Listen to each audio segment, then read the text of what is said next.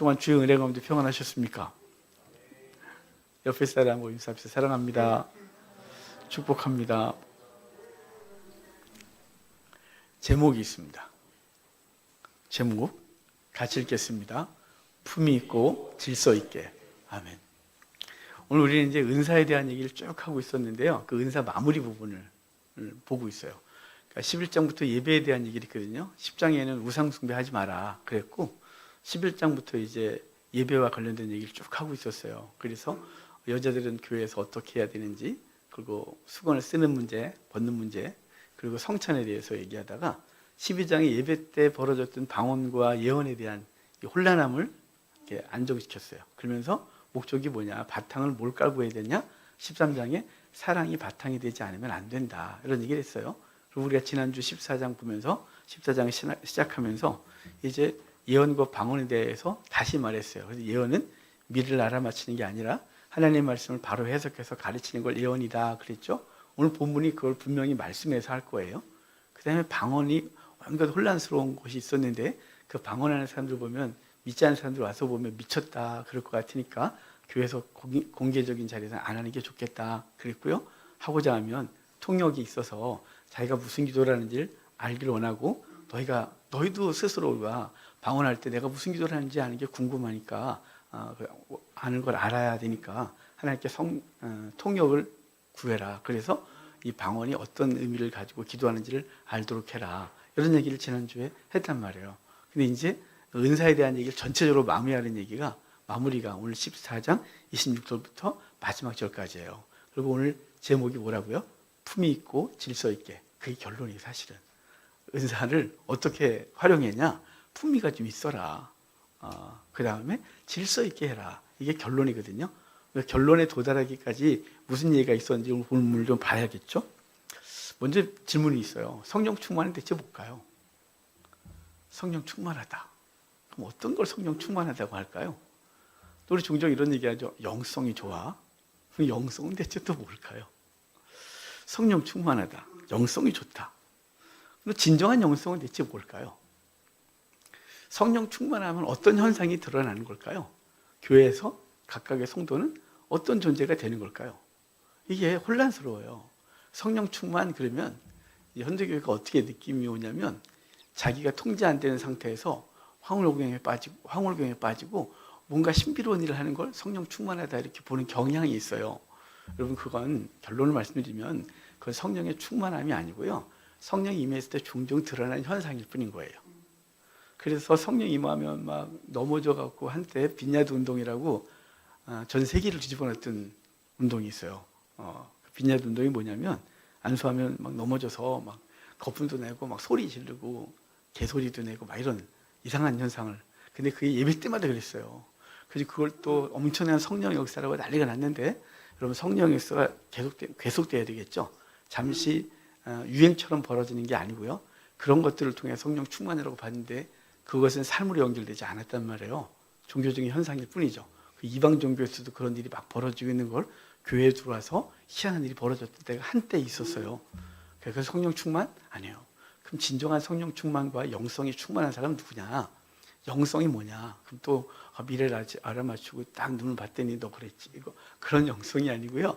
영성은 잘 기억하세요. 영성은 삶이에요. 저 사람 영성이 좋아. 그건요, 말씀대로 사랑하는 걸 영성이 좋다 그러는 거예요. 그런데 우린 영성이 좋아 그러면 삶은 아무 관심도 없고, 뭔가 신비적인 어떤 것을 갖고 있으면 영성이 좋다고 말하는 거예요. 그거는 신비적 영성이에요. 영성의 한 부분일 뿐 그것이 본질이 아니에요. 본 목적은, 영성은 말씀을 따라 사는 걸 영성이 있다 그래요. 그러니까 목사가 여기서 설교를 무지하게 잘하고 뭔가 신비적인 은사를 막 발휘하고 막 그랬단 말이죠. 어제 장모님이 저한테 그러는 거예요. 내가 계속 기도하는 게 있대요. 우리 어머님이 이제 약간 깜빡깜빡 하시거든요. 평생 기도한 게 있대요. 그래서 뭐냐 그러니까 우리 황서방이 치유의 은사가 있는 거래요. 그냥 막 사람 병 낫게 하고 막 그런 거죠. 그리고 우리 어른들이, 목사들은 그런 게 있어야 된다고 생각했어요. 제가 예전에 좀 했는데 요즘은 잘 못해요.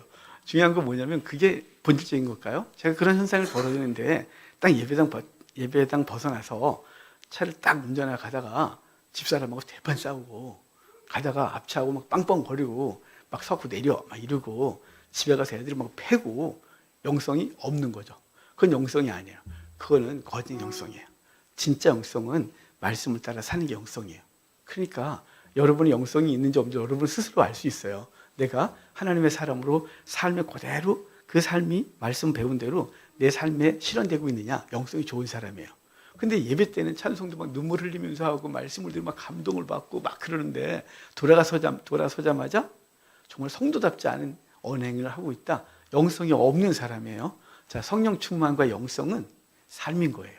하나님 말씀을 따라서 그 질서가 있고 품이 있는 삶을 살아가는 거예요. 기독교인답게. 그러니까 신비적 영성을 가지고서 영성이 있다, 성령 충만하다고 말하는 건 그 성령의 현상 중에 하나일 뿐 그것이 본질이 아닌 것을 기억하시기를 바라요. 진정한 영성은 황홀견에 빠지고 감정이 폭발하고 막 이런 게 아니고요. 진정한 영성, 성령 충만함은 예수 그리스도를 닮아가는 성품으로 성장하는 거예요. 그 성품이 삶 속에 드러나서 질서 있는, 그러니까 균형 잡힌 삶을 살아내는 것, 그것이 영성 있는 거예요. 지난주에 TV에서 어떤 프로그램인지 모르겠는데 잠시 짤방 유튜브에 이렇게 짧게 떴어요. 근데 그분이 집에 저번 주도 얘기한 것 같은데 집 청소 하나도 안 한대요. 교회만 간대요. 일주일에 5일 동안. 교회만 가고 그런데요. 셔츠가 나왔길래 그냥 창피해서 못 봤어요. 창피해서 제목만 봤어요. 근데 너무 창피했어요. 왜냐면 예전에 우리 한국 교회가 문제시된 게 그거였거든요. 하루 종일 교회에 있는 거예요. 하루 종일 뭐 여전도에 모임한다, 전도 모임한다, 뭐 한다, 하루 종일 교회에 있는데 집에 가면 폭탄이 맞아 있는 거죠. 그건 영성이 없는 거예요. 이해가 되시죠? 지금 영성, 성령 충만함이 뭐냐라는 걸 정의해 드렸어요. 그럼 이제 우리가 오늘 본문에 이제 하나씩 보면서 또 본문을 이어가도록 할게요. 자, 26절 봐요. 그러니까 바른 성령 충만, 영성, 그 성령의 감동을 받은 사람들은 어떻게 살아가야 되느냐, 은사가 있는 사람은 어떻게 살아가느냐, 이런 얘기를 할 거거든요. 26절 한 절 읽어봐요. 그런즉 형제들아 어찌할까? 너희가 모일 때에 각각 찬송시도 있으며 가르치는 말씀도 있으며 계시도 있으며 방언도 있으며 통역함도 있나니 모든 것을 덕을 세우기 위하여 하라. 아멘. 그런즉 어찌할까? 이 말은 그런즉은 앞에 있는 말씀을 받아갖고 결론을 내고 있겠죠. 그럼 앞에 무슨 얘기가 있냐면요. 23절부터 제가 좀 볼게요. 그러므로 온 교회가 함께 모여 다 방언으로 말하면 알지 못하는 자들이나 믿지 아니하는 자들이 들어와서 너희를 미쳤다 하지 않겠냐. 그러나 다 예언을 하면 믿지 아니하는 자들이나 알지 못하는 자들이 들어와서 모든 사람에게 책망을 드리며 모든 사람에게 판단을 받고 그 마음에 숨은 일들이 드러나게 되므로 엎드려 하나님께 경배하며 하나님이 참으로 너희 가운데 계신다 전파하리라. 그러니까 방언을 막 하고 있으면 믿지 않는 사람들이 들어왔다가 미쳤나 봐 라고 할 거고, 예언, 하나님의 말씀을 바르게 해석해서 권면을 하면 그 믿지 않는 사람들이 들어와서 그 권면을 받고 이들 속에 하나님이 계시구나 라고 하지 않겠느냐라는 결론이었거든요. 그러면서 그러므로 그런즉 이제 그러면 어떻게 해야 되겠니? 교회 내에 방언도 있어, 예언도 있어. 예언을 여기서 뭐라고 해석했냐면요, 가르치는 말씀도 있으며를 예언을 가르치는 말씀도 있으며라고 다시 말했어요. 그러니까 예언과 가르치는 말씀이 동격인 거예요. 또 찬송시도 있으며, 찬송시는 찬송이에요. 우리 노래 찬양하잖아요. 그것도 있고 방언 말씀 가르치는 것도 있고 방언도 있고 방언 통역함도 있나니 모든 것을 덕을 세우기 위함이라 그래요. 이 덕을 세우다, 이 말을 지난주에도 제가 설명을 들었었는데 이게 오이코도메노이라는 헬라어인데요. 이게 건물을 짓는다는 뜻이에요. 건축할 때 쓰는 용어거든요. 거기서 유래된 말이 덕을 세우다 이렇게 된 거예요. 그러니까 덕을 세운다는 게 교회를 건축한다는 거죠. 성도를 잘 가르치고 권면하고 위로하고 그래서 교회 공동체를 아름답게 만드는 걸 덕 세운다 이렇게 표현하거든요. 덕스럽다라고 하는 것도 그렇죠. 주변 이웃과의 관계 계속해서 아름다운 관계를 만들고 관계 형성을 하는 걸 덕을 세운다 그래요. 그러니까 헬라어 원어가 건축한다는 뜻에서 왔어요. 그러니까 우리는 교회 내에서 받은 은사들을 어떻게 활용해야 되느냐, 교회를 아름답게 건축하는 거죠. 교회 공동체를 아름답게 건축하는 거예요. 건축한다니까 건물 짓는다. 우린 건물을 안 짓고요. 예전에 우리 건축 헌금하다가 다 없애버렸어요. 건물은 그게 본질이 아니라서 우리 한 사람 한 사람을 세워나가는 게 건축이에요. 그 영혼들을 건축하고 교회 공동체를 아름답게 하는 것, 그게 우리가 은사를 받은 목적이다. 찬송할 때도 그런 목적을 갖고 있고, 말씀을 전할 때도 그렇고, 내가 방언을 하고 통역을 할 때도 목적이 덕세움이다 라는 분명한 걸 얘기를 하고 있는 거죠. 결론을. 자, 그러면 27절 좀 볼까요? 만일 누가 방언으로 말하거든 두 사람이나 많아야 세 사람이 차례를 따라하고 한 사람이 통역할 것이요. 28절 뒤요. 만일 통역하는 자가 없으면 교회에서는 잠잠하고 자기와 하나님께 말할 것이요. 아멘. 자, 지금 앞에서 그 모든 것들은 교회의 덕을 세우기 위함이다 라고 했잖아요. 그러니까 은사들은, 각각의 은사는 건물을 짓기 위한 도구인 거죠. 그것을 나눠줬다 그랬잖아요. 누군가는 호미를, 누군가는 망치를, 누군가는 톱을 갖고 있고, 누구는 재료를 갖고 있고 있어요. 근데 이걸 따라서 나는 이것만 할래 라고 하면 제대로 안 되겠죠. 도면을 따라서 건축을 하는 거예요. 그 도면을 따라서 하는데, 근데 먼저 말하는 게 뭐냐면 방언에 대한 얘기를 하는 거죠. 방언이 신비로워서 그래요. 방언이 정확하게, 방언은 이러이러한 소리를 내야 돼, 이렇게 하면 아니야, 이렇게 뭔가 정의된 게 없어요. 방언은 두 가지라 그랬죠. 하나는 사도행전적 방언. 사도행전 2장에 성령이 임했을 때 사람들이 자기 기도를 하는데 그 말이 그 주변 사람들의 말로 들리는 거예요. 메소포타미아 말로 들리고 헬라 말로 들리고 로마 사람 말로 들리는 그거를 사도행전적 방언이라 그래요. 그러니까 지금 이 방언이 영어, 일어, 중국어, 한국어 이렇게 그렇게 말하는 거죠. 그게 사도행전적 방언이에요. 그건 단회적이었어요. 그리고 이 고린도전서에 있는 방언은 이 고린도식 방언이라는데요. 이 고린도 교회적 방언은 못 알아듣는 말이에요. 기도를 하다가 황홀경에 빠지고, 그리고 혀는 막 꼬이면서 이상한 말을 막 해야 되는 거죠. 현상이 각각 달라요. 그런데 그 방언은 왜 주냐? 그러면 그 이상한 걸, 그거는 하나님과 깊은 교제하고 본인이 기도 속에 깊이 빠져들게 하기 위하여 방언이라는 걸 주죠. 왜냐면 기도를 하다 보면 이성이 작동하잖아요. 내가 무슨 기도를 하리라, 뭐 이런 거 있잖아요. 제가 기도할 때, 우리 이제 저의 목사의 기도는 대부분 성도입니다. 그러니까 기도를 시작할 때 우리 장로님들부터 해서 꼬맹이까지 다 이름을 불러오면서 기도하거든요. 그 다음에 이제 우리 교회 지금 다니다가 안 나오신 분들, 또 그분들이 생각나면 또 그를 위해 기도하고, 나라와 민족을 위해서는 앞에 한국교회와 나라 민족 맨 앞에 기도하고, 그게 기도예요. 그럼 이제 기도 순서들이 내 머릿속에 있고, 내 그를 위해서 뭘 기도해야 될지 생각하잖아요. 그런데 방언은 그런 생각이 잠시 멈추고 내가 모르는 얘기를 막 하고, 그리고 하나님 앞에서 깊이 들어가요. 그리고 그래서 네가 무슨 기도를 하는지 통역을 구하라 그랬고, 누가 기도하는데 그 사람이 방언을 하는데 무슨 기도를 하지 하는지 모르니까 그 은사를 받은 사람이 그 기도가 어떤 기도인지를 알 수 있도록 통역을 구해라 이렇게 말했잖아요. 그래서 오늘 본문도 그거를 다시 말하는 거예요. 방언을 하는데 두세 사람이 하는 데 있잖아요. 질서를 따라 하래요. 순서를 따라, 그 차례를 따라 하라 그러죠. 왜냐하면 방언을 세 사람이 한꺼번에 하면 정신이 하나도 없어요. 거기서 또 소리를 내서 하는 거잖아요. 그러니까 그러지 마. 두세 사람이 차례를 따라 하는데 그걸 통역을 구하면서 해. 공동체에서 하는 얘기예요. 혼자 할 땐 괜찮아요. 혼자 할 때는 소리를 질러도 괜찮고 뒹굴러도 괜찮고 상관없어요. 요즘은 산기도를 잘 안 하시는데 저희 때 산기도, 너도 안 하잖아. 그러니까 할 말이 없네요. 요즘 저도 안 하네요. 예전에는 산기도 그렇게 다녔어요. 매일 밤마다 저희 삼각산, 그 다음에 여기 천계산, 그 다음에 우리 개척하고 나서는 저희 집이 우리가 구이동에 있었으니까 아차산, 그리고 한월산, 산마다 다니는 거예요. 마치 산신령 만나듯이 산에 가서 나무 앞에 서서 각자의 이제 그 자리가 다 있어요. 거기 놓고 밤새도록 기도했어요. 소리 질러대고 밤새도록. 그래서 산 밑에 동네 사람들이 민원 들어가고 못 올라가게 막고, 정말 옛날에 그렇게 기도 많이 했어요. 근데 그 기도 개인적으로 할 땐 괜찮아요. 여기 지금 뭐냐면요, 모일 때예요. 자, 여기 교회 모일 때인데요. 26절 봐봐요. 26절에 그런즉 형제들아 어찌하여 너희가 어찌할까, 너희가 모일 때 그러죠. 모일 때는 예배 때 너희가 어떻게 해야 되느냐를 가르치는 거예요. 예배 때 방언을 막 하고 있다. 제가 설교를 하는데 갑자기 누군가가 은혜를 탁 받고 성령의 감동을 받고 방언을 막 하고 있으면 정신이 없겠죠?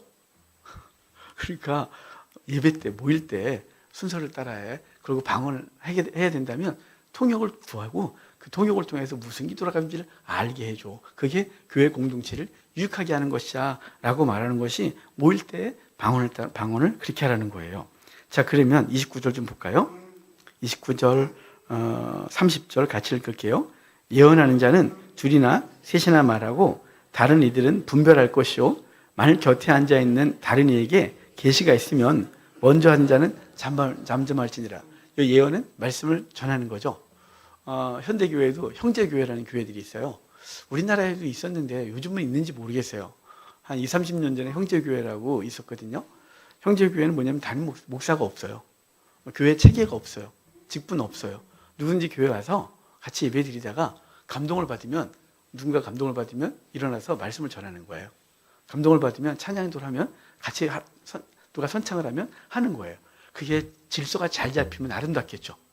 그죠? 얼마나 아름다워요. 그런데 질서를 약간 놓치면 정신 하나도 없어지는 거예요. 여기저기서 막 일어나서 난 말씀 전하겠다는데 누군가 방언을 막 하고 난 찬송하리라 찬송 손 들고 찬양하고 얼마나 혼란스러워요. 그게 초대교회의 모습이었어요, 사실은.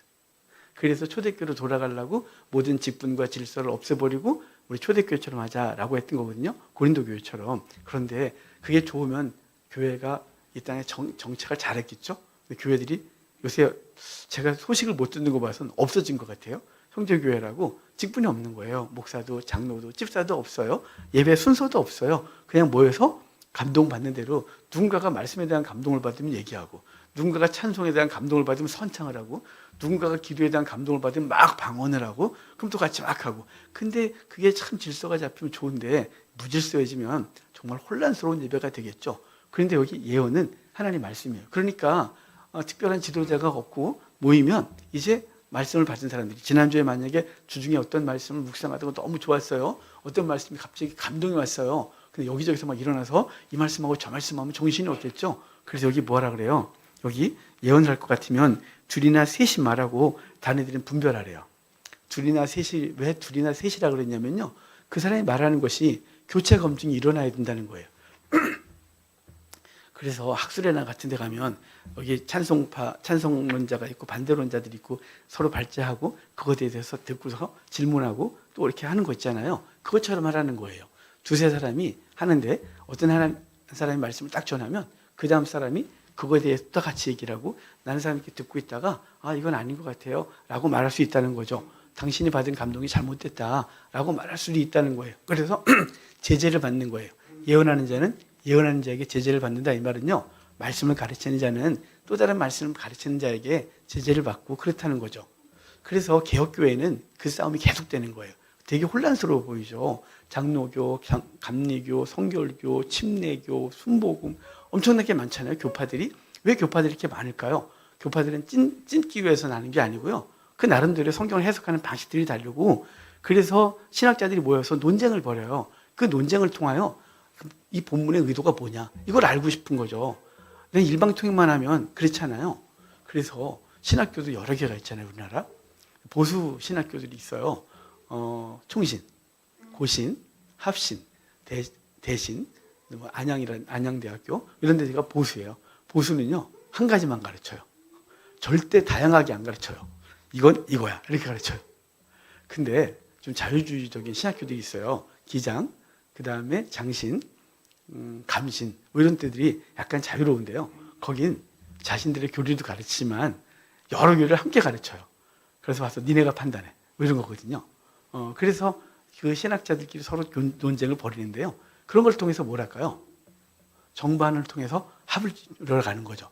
하나님의 말씀이 서로 이 사람이 받은 말씀이 있어요. 근데 본문을 보니까 이 본문은 내가 보기에는 이런 얘기를 하는 것 같지 않아요 라고 해서 또 일어나요. 그러면 그걸 듣고 있는 사람들이 같이 하고 또 다시 논쟁을 하고 그 바른 말씀으로 가겠죠. 초대교회도 바로 그렇게 하랬다는 거예요. 그런데 여기 두세 사람이 하는데 순서를 따라 얘기하고, 다른 사람이 말할 때 그 계시가 옳은지 안 그른지를 판단하고, 그리고 그것에 대해서 같이 맞춰가라는 거죠. 굉장히 이 복음은 일방통이 아니고요, 이 복음을 받는 사람들이 하나님의 성령을 따라서 감동을 받고 서로 이렇게 토리할 수 있어야 돼요. 그러니까 제가 그랬잖아요. 제가 설교 끝나고 내려갔을 때 제가 잘못 전한 거 있으면 반드시 말하라고. 왜냐하면 제가 나름대로 열심히 묵상하고 열심히 원문 참고하고 열심히 여러 번역들을 보고, 그리고 이것에 대해서 설교하신 분들의 자료도 많이 보고, 내가 혹시나 내가 잘못된 방식으로 가지 않으려고 애쓰거든요. 그래도 실수해요.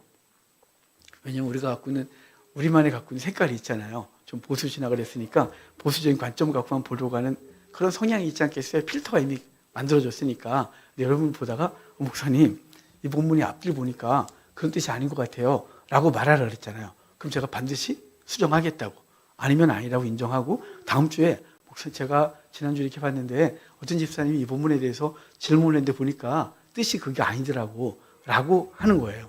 그래서 제가 가르치는 사람들에게 잘못했다고 인정할 용기가 없으면 신학을 하지 말라 그래요. 목사하지 말라고. 왜냐하면 잘못된 걸 계속 밀어붙이다가 우리가 이 모양 된 거예요.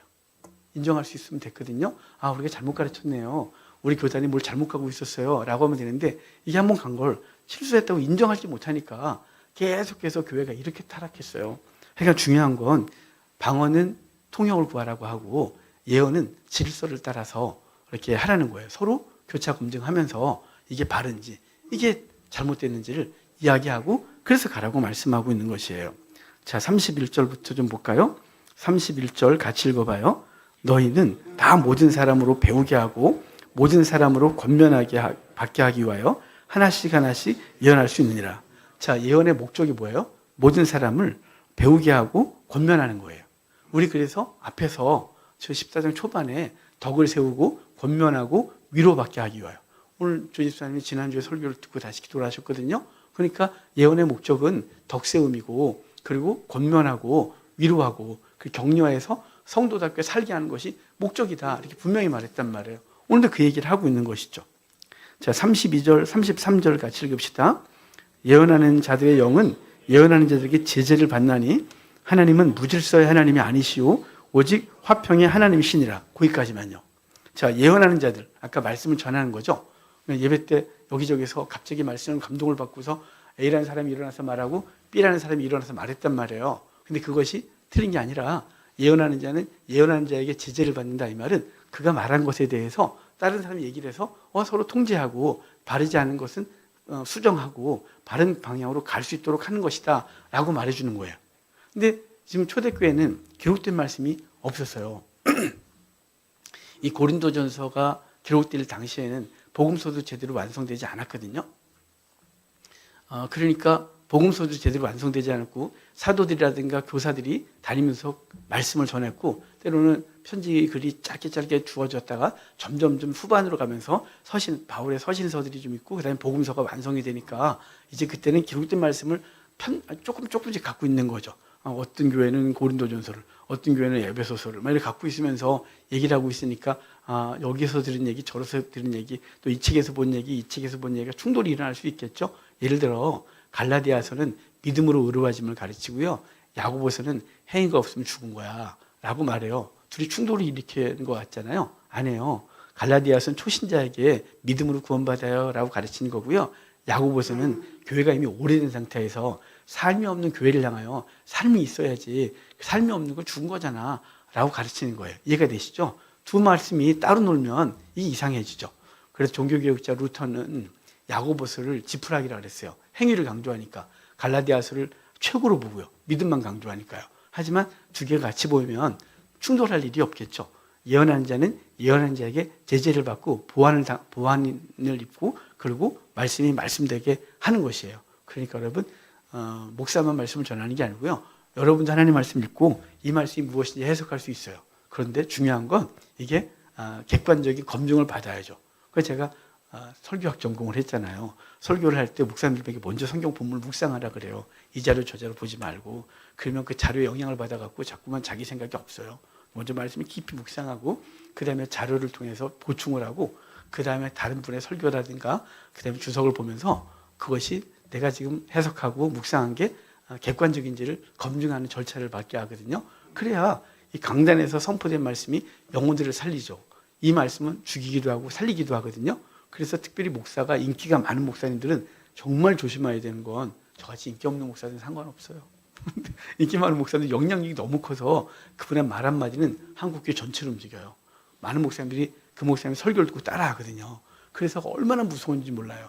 그래서 선생단자가 먼저 심판받을 줄 알라고 했어요. 그러니까 말씀을 여러 묵상하고 이 말씀이 맞는지를 서로 교차 검증하는 절차를 서로 가지십시오. 그래서 논쟁이 자꾸만 되고 답이 안 나오면 그때 자료를 보시기도 하고 목사를 찾으셔도 되고요. 요새 목사 안 찾아도 돼요. 챗GPT가 얼마나 정확한 답을 주는지 알 수가 없어요. 우리 뭐 먹고 살아야 돼 싶을 정도로 힘들어요. 아주 열심히 공부하지만 AI가 너무 잘 알아요. 전 세계 정보를 다 갖고 있어서 거기다 물어보셔도 돼요. 그 선생님이 훨씬 훌륭할 때가 많거든요. 그러니까 여러분 중요한 게 뭐냐면 교차 검증하셔야 돼요. 제 말씀을 듣고 목사 말이 맞아가 아니고요. 제 말을 듣고 저 말이 맞나? 라고 의심이 들거든. 자료를 찾아보고 다른 목사한테 물어보고 그래서 그 맞는 말씀을 따라 사는 우리가 되기를 주의 이름으로 축복합니다. 자, 그 다음에 34절부터 36절까지인데요. 34절 읽기 전에 33절 후반에 있죠. 모든 거기부터 같이 읽어봐요. 모든 성도가 교회에서 함과 같이 여자는 교회에서 잠잠하라. 그들에게는 말하는 것을 허락함이 없나니 율법에 이른 것 같이 오직 복종할 것이요. 만일 무엇을 배우려거든 집에서 자기 남편에게 물을지니 여자가 교회에서 말하는 것은 부끄러운 것이라. 하나님의 말씀이 너희로부터 난 것이냐 또는 너희에게만 있는 것이냐. 여러분 이게 이제 여자 목사는 안 된다는 근거 구절이에요. 여자는 교회에서 잠잠해. 그래서 어디 여자가 목사가 되려고 뭐 이런 거 있거든요. 절대 본문을 그렇게 해석하면 안 돼요. 이 본문은. 저도 보수교단이니까 우리 보수교단들은 이걸 가지고서 여자 목사 안 돼. 말도 못 꺼내게 해요. 예전부터 저는 우리 교단에서 또 목사님들 논쟁을 했거든요. 이게 무슨 말씀이냐. 이게 본문의 의도를 왜 파악 안 하고 거기만 보고 거기 34절 여자는 교회에서 잠잠해라. 왜 이 말만 갖고 그러냐. 이 말이 무슨 의미가 있는지 알아야 될 거 아니냐라고 하거든요. 여러분도 그러면 이게 논쟁적인 구절이면 봐야겠죠. 자, 33절 후반이 이 본문의 나름대로 해석의 근거가 되기도 해요. 잘 봐요. 거기 33절 후반에 모든 성도가 교회에서 함과 같이. 자, 지금 여자에게 잠잠하라 하기 전에 뭐라고 말했냐면요. 모든 성도가 교회에서 뭐 했다고요? 잠잠한 것처럼. 그 잠잠하단 말이 어디 또 있었냐면 28절 봐요. 28절. 만일 통역하는 자가 없으면 교회에서는 잠잠하고 자기와 하나님께만 말할 것이요. 혼란스럽게 하지 말고 잠잠해. 그리고 가르치는 자들 두세 사람이 말하고 그 얘기를 듣고 집에 가. 만약에 니가 보고 저도 다음에 얼마나 교회가 혼란스럽니. 그러니까 잠잠해 라고 말했단 말이에요. 그래서 교회에서 모든 사람들이 예배 때 모든 사람 남녀 다 포함이죠. 모든 사람들이 잠잠한 것처럼 여자들도 교회에서 잠잠해. 근데 왜 여자를 특별히 찍어서 여자들도 잠잠하라 그랬냐면요. 거기 뭐라 그랬어요. 이어지는 얘기가 그들에게는 말하는 것을 허락함이 없나니 율법이 이른 것까지 오직 복종할 것이요. 만일 무엇을 배우려거든 집에서 자기 남편에게 물어라 그래요. 당시 고린도 교회는 여자들이 말이 많았어요. 여자들이 여기 이제 주석들을 보면 여자들이 무식했다고 되어 있거든요. 그래서 배운 게 없으니까 여자들이 함부로 말한다 그래요. 여러분 고린도 지역 사정을 연구 안 해서 그래요.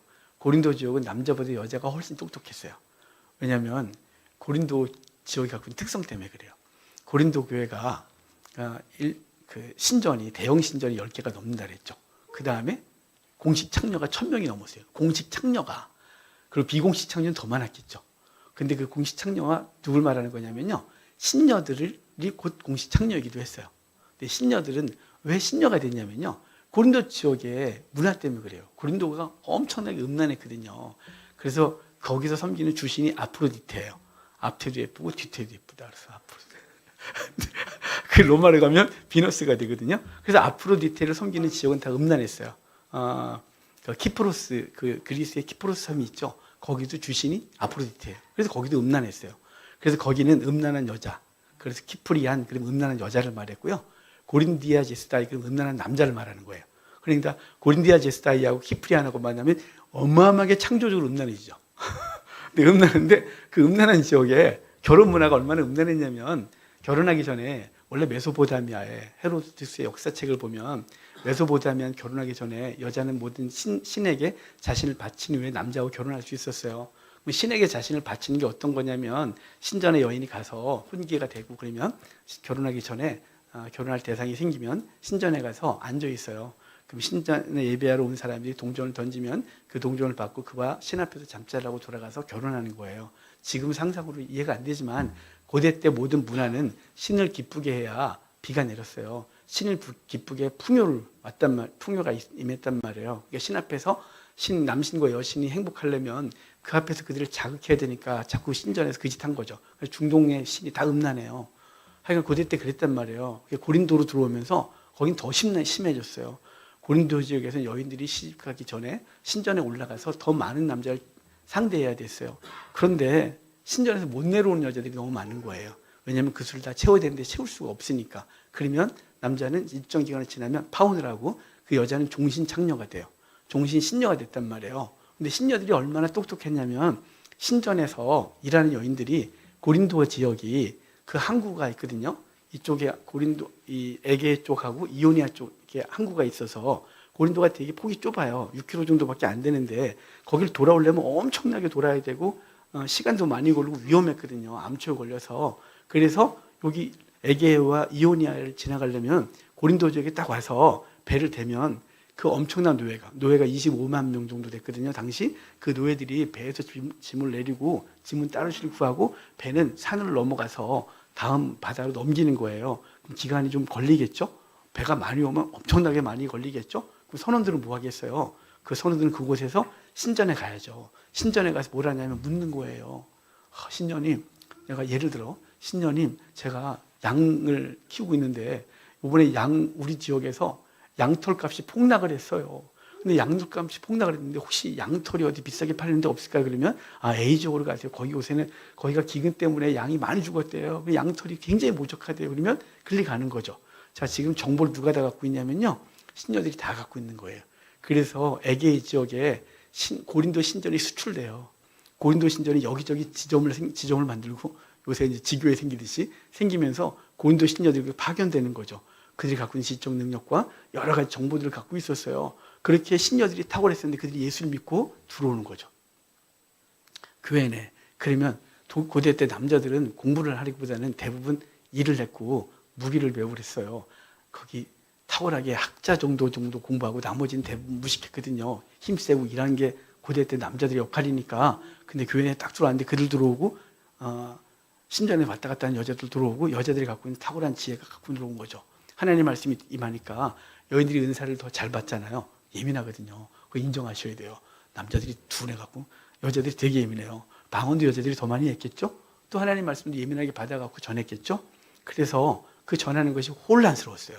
그래서 말하는 거예요. 왜냐하면 바깥에서 여인들은 인권이 없었고 그 남자의 소유물처럼 여겨졌던 사람들이 교회에 딱 들어오면서 평등하게 되고 하나님 앞에서 남자나 여자나 헬라인이나 로마 사람이나 수구대하냐 야만이나 구별이 없다라고 해버리니까 그 자유로움이 딱 들어왔고 이제는 그들 속에 있는 것들이 마음껏 마치 신전에서 말하듯이 마음껏 말해지는 거죠. 얼마나 혼란스러워요. 그래서 바깥에서 질서는 여인들이 말하면 안 되는데 교회 들어오면서 여인들이 신전에서 하던 방식들 그런 것들이 그대로 들어와서 이상해지는 거죠. 그래서 말하는 거예요.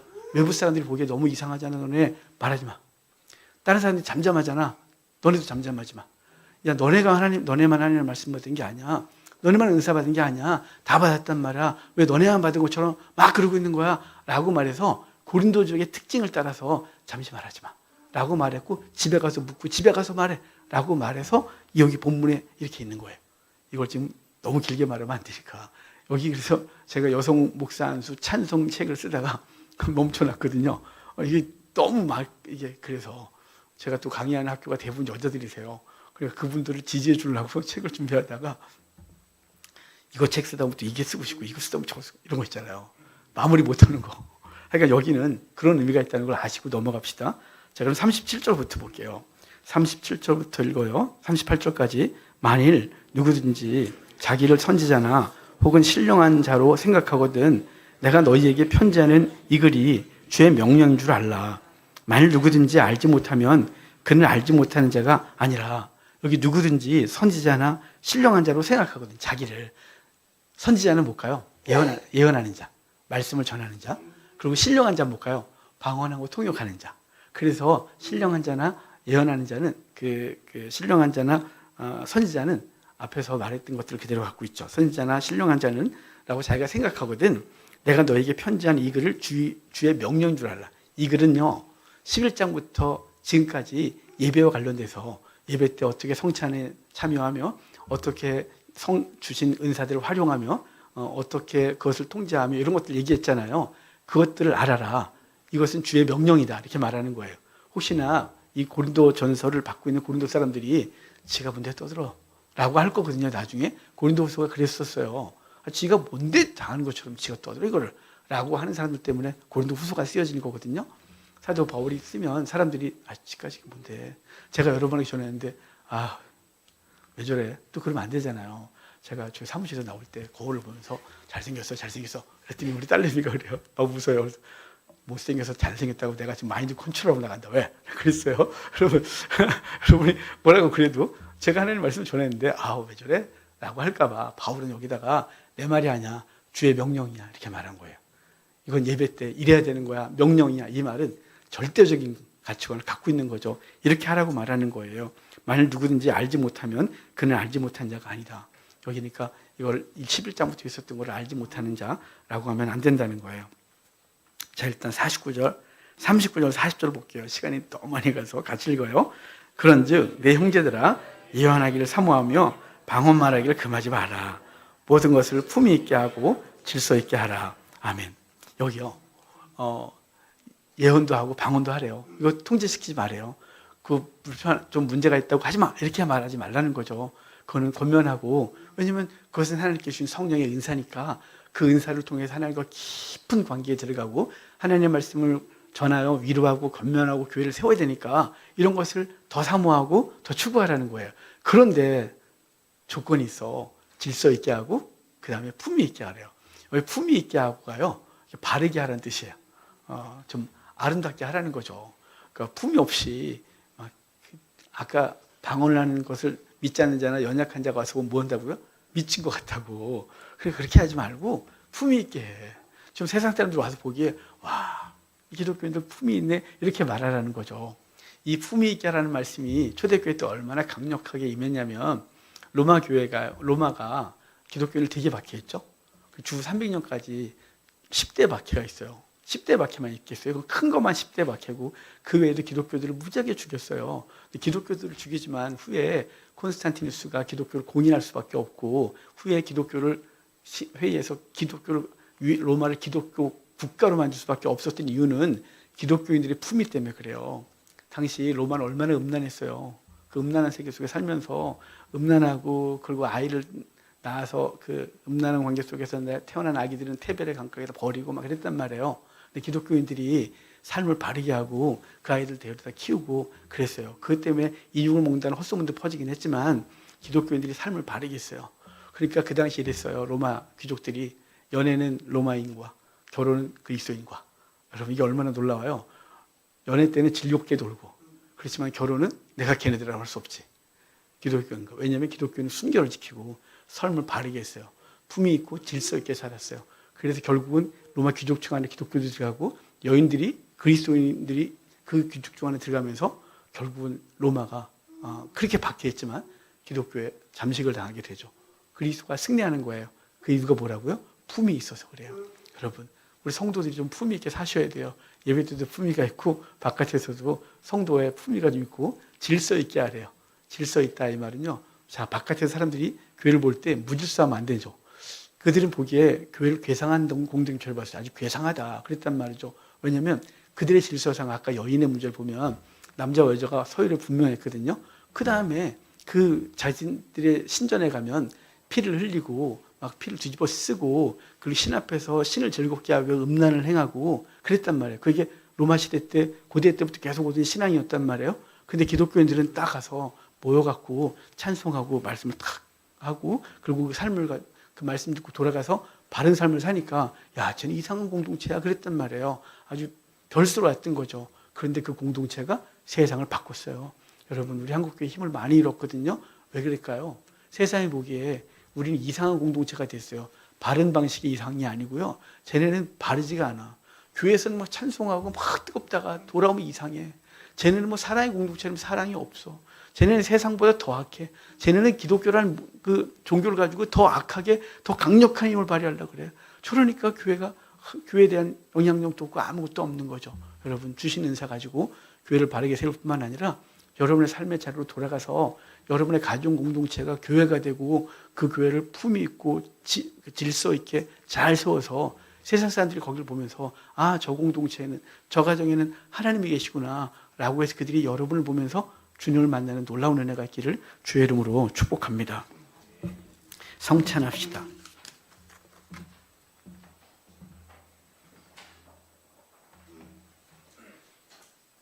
찬송가 216장 찬송 드리겠습니다. 216장입니다.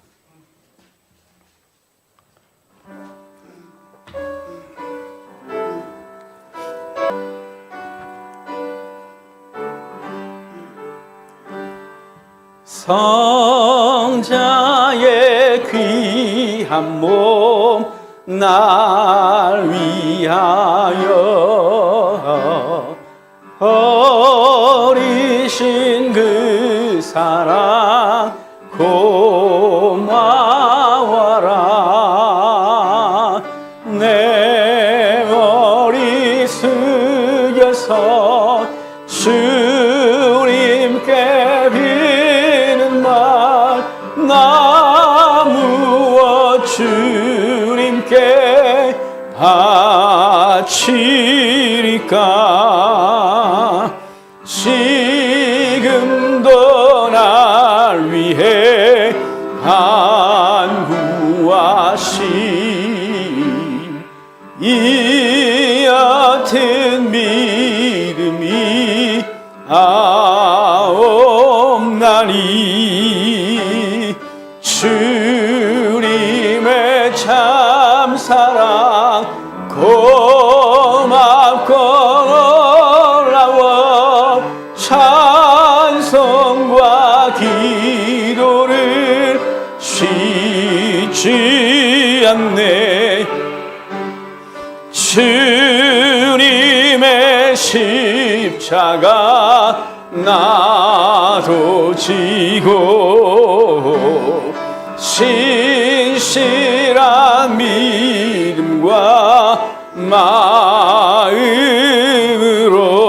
마음으로 형제의 사랑과 친절한 위로를 네게라 베풀게 하옵소서. 만 가지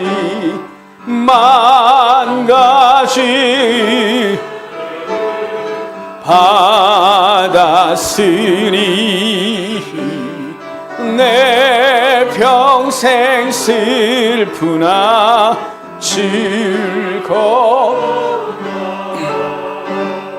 이 몸을 온전히 주님께 바쳐서 주님만 위하여 늘 살겠네.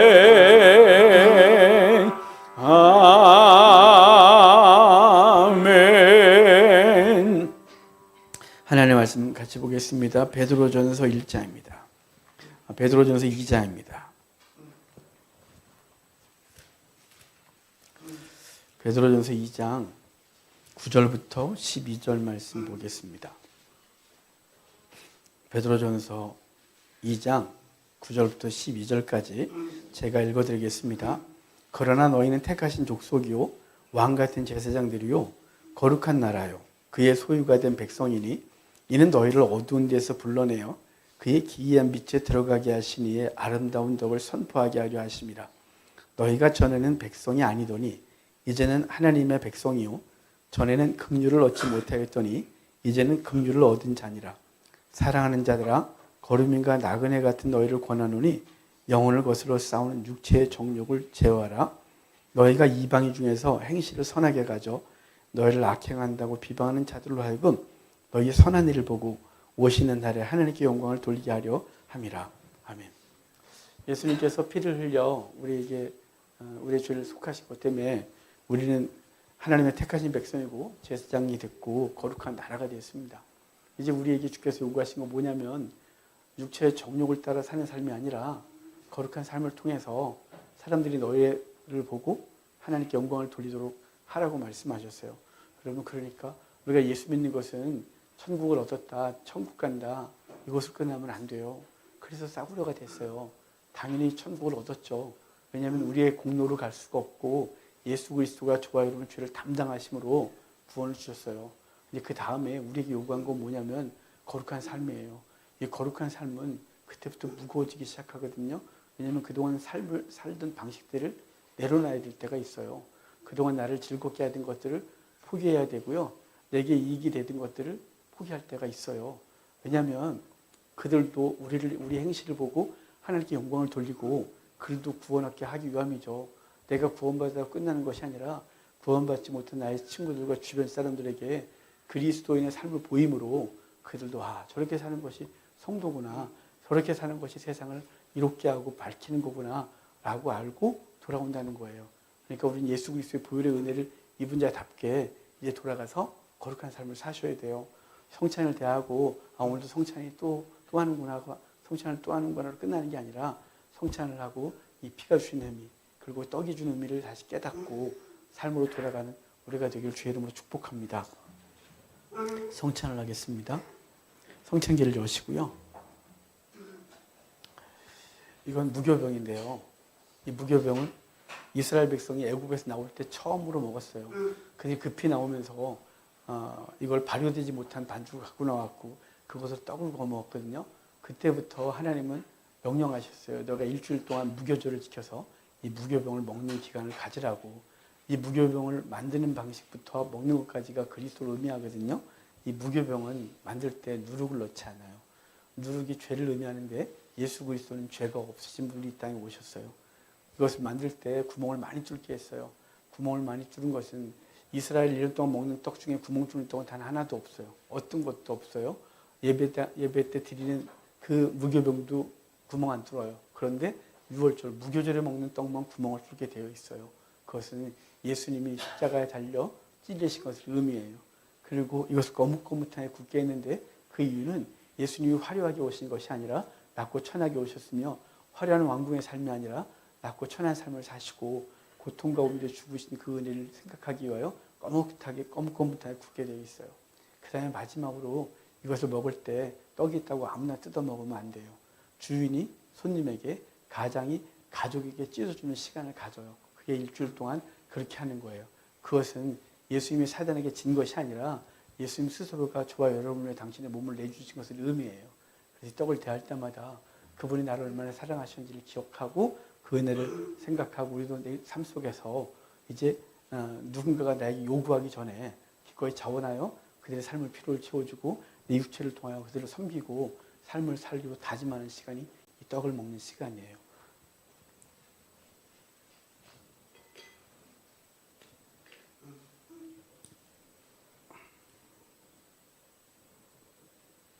떡을 하나씩 듭시다. 떡을 들고 우리 잠깐 기도합시다. 기도하실 때 주님 나를 위해 당신의 몸을 주셨음을 감사합니다. 그 은혜가 얼마나 큰지 묵상하고 이제 그 사랑 그것을 가지고 삶으로 돌아가서 내게 맡겨진 가정, 내게 맡겨진 가족들, 친구들, 주변 사람들을 섬기겠다고 기도합시다. 섬기림 달라고. 섬김만 받기를 좋아했었다면 이제 내가 그들의 발을 씻어주고 그들의 필요를 위하여 내가 육체를 움직여 그들을 섬기는 자가 되게 해달라고 나를 도와달라고 기꺼이 그렇게 살 수 있는 힘 달라고 잠깐 기도하겠습니다. 기도합시다. 하나님 감사합니다. 당신의 귀하신 은혜를 우리에게 주셔서 주님이 기뻐하시는 거룩한 삶이 우리에게 있게 하옵소서. 하나님 영혼들을 살려내고 그들을 하나님의 백성 만들기 위하여 우리도 주님처럼 기꺼이 죽게 하옵소서. 예수님이 당신의 몸을 찢어 내게 주신 것처럼 우리도 몸을 찢어 주는 마음으로 오늘 한 주를 또 살아가게 하옵소서. 내게 아무것도 주지 않는 친구에게도 주고 내게 매일 요구하는 친구에게도 주고 끊임없이 주는 주의 은혜를 우리도 실천하여 살게 하셔서 우리의 삶의 영역이 교회가 되어지고 하나님의 백성을 살려내는 생명의 공동체, 생명을 살려내는 그 지역, 장소, 삶이 되게 하시기 원합니다. 주님 주시고 인도해 주시고 역사해 주십시오. 하나님 감사합니다. 나 같은 것 위해 당신의 몸을 주셨습니다. 그냥 설교를 들을 때나 성경을 읽을 때 그렇지라고 했던 것이 우리에게 심장에 다가오고 그 말씀이 우리 심령을 움직이고 기꺼이 우리도 그렇게 살겠다고 다짐하는 우리가 되도록 은혜를 더해 주십시오. 우리가 너무 강팍해서 듣는 것으로 끝나고 삶에는 실천하지 못하는 무능함이 있습니다. 주님, 사는 동안 자꾸 깨닫게 하셔서 나와 만나게 한 사람들, 특별히 내게 주는 것 없이 자꾸 요구만 하고 그리고 끊임없이 날 힘들게 하는 사람들을 내 공동체에 허락했다면 그들을 왜 맡겼는지를 보고 그들을 위하여 자신의 몸을 주는 마음으로 이 한 주간을 살게 하셔서 때가 되었을 때 나같이 못된 거 살려주신 주의 은혜가 그도 살려주시는 은혜가 있기를 간절히 소원합니다. 이 한 주간 내 몸을 복종시켜 주께서 원하시는 거룩한 삶을 살기 다짐하는 주의 백성들 힘주시고 기꺼이 죽을 수 있는 힘주시기를 간절히 소원합니다. 감사합니다. 예수님의 이름으로 기도합니다. 아멘. 주님의 몸입니다.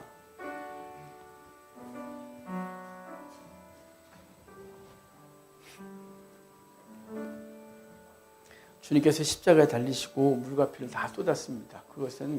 그것으로 우리의 죄를 씻으시고 용서하시고 생명 주셨음을 의미합니다. 이제 우리도 돌아가서 우리의 진액을 뽑아 우리 영혼들을 살려냅시다. 얼마나 힘이 들겠어요. 그동안도 살려보려고 했지만 아픔만 오고 상처가 주어지고 선을 행했는데 악으로 돌아온 일이 얼마나 많아요. 주님은 우리를 포기하지 않으시고 다 쏟아 부으셨어요. 정죄하고 죄를 끄집어내지 않으시고 싸매셨어요. 당신의 피로 감추시고 씻으셨어요. 그리고 생명 주셨어요. 우리도 돌아가서 그 삶을 살겠다고 여러분의 머릿속에 생각나는 그 사람, 이번 주 그 사람을 위하여 힘을 다하시는 시간 되기를 바랍니다.